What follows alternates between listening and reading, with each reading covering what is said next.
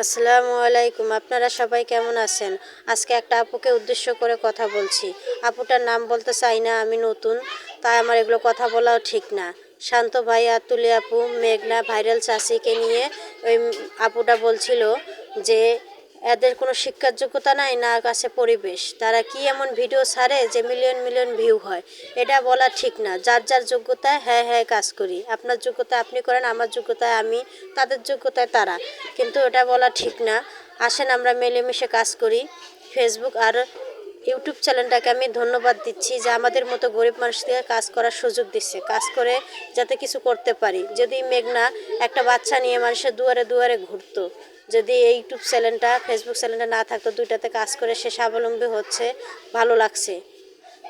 তাই আমরা কেউ খারাপ মন্তব্য না করে সবার সবার পাশে থাকি। আল্লাহ হাফেজ। আজকের ভিডিও এই পর্যন্তই।